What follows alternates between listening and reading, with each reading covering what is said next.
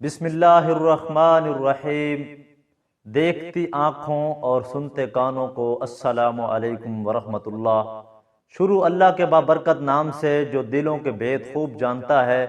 وہی تو اللہ ہے جو ہمیں نیند کے بعد دوبارہ زندہ کرتا ہے، اور تم اپنے پروردگار کی کون کون سی نعمتوں کو جھٹلاؤ گے۔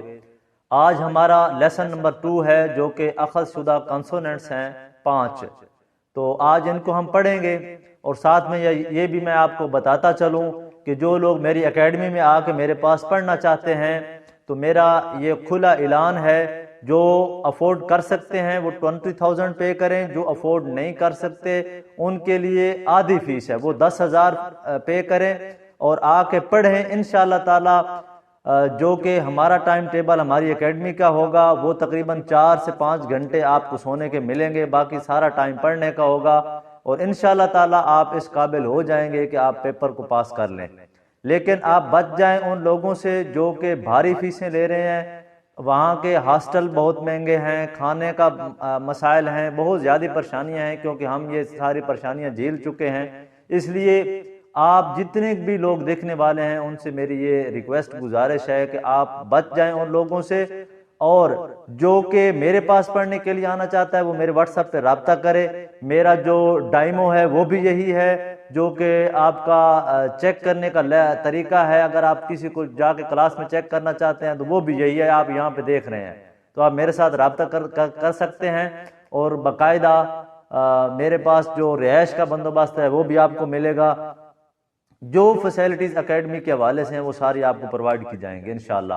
تو باقاعدہ چلتے ہیں اپنے لیسن کی جانب۔ تو میں اس سائیڈ سے کھڑا ہوں گا تاکہ کیونکہ کیمرہ لگا ہوا ہے تو آپ کو سمجھ آئے، تاکہ میں اچھے سے سمجھا سکوں۔ اگر میں اس طرف چلا جاتا ہوں تو پھر آپ کو دیکھنے کے لیے بھی مسئلہ ہوگا۔ اچھا، یہاں پہ میں نے نمبر شمار لگا دیے ہیں، یہ 5 ہیں اخذ شدہ کانسوننٹ، اوپر میں نے لکھ بھی دیا ہے۔ جو ان کی علامت ہے، ان کو چھیت بولتے ہیں، ان کو کھیک بولتے ہیں، ان کو تھیت بولتے ہیں، ان کو پھیپ بولتے ہیں، اور ان کو ہیت بولتے ہیں۔ یہ میں نے ادھر بھی لکھ دیا، جو میں نے بولا ہے وہ ساتھ میں اردو میں بھی لکھا ہوا ہے، جو نئے بندے آنے والے ہیں تاکہ وہ آسانی کے ساتھ پڑھ سکیں۔ ان کی جو فرسٹ ساؤنڈنگ ہے وہ یہ ہے چھ کھ تھ پھ ہ، ٹھیک ہے، یہ 2 چشمی ساتھ میں لگی ہوئی ہے، ٹھیک ہو گیا۔ اچھا، اس کے بعد میں نے انگلش میں بھی ساتھ میں لکھ دیا، یہ بھی انہی کی ساؤنڈ ہے۔ اچھا، اس کے بعد تھرڈ میں جب یہ آئے گا، تھرڈ جو اس کا ساؤنڈ ہے وہ یہ تے اور ٹی کی آواز ہے، کاف اور کے کی آواز ہے، تے اور ٹی کی آواز ہے، پے اور پی کی آواز ہے، تے اور ٹی کی، مطلب انگلش بھی ہے اردو بھی ہے۔ اس کے بعد میں نے ساتھ میں یہ ایرو مینشن کر دیے ہیں، جو کہ ان کا صحیح طریقہ لکھنے کا ہے کورین کا۔ باقی آپ کسی بھی طریقے سے لکھ سکتے ہیں، لیکن جو کہ ٹھیک طریقہ ہے وہ یہ ہے، آپ اس حساب سے، کیونکہ یہ ایرو کے ساتھ میں نے کاؤنٹنگ بھی ساتھ میں نوٹ کر دی ہے۔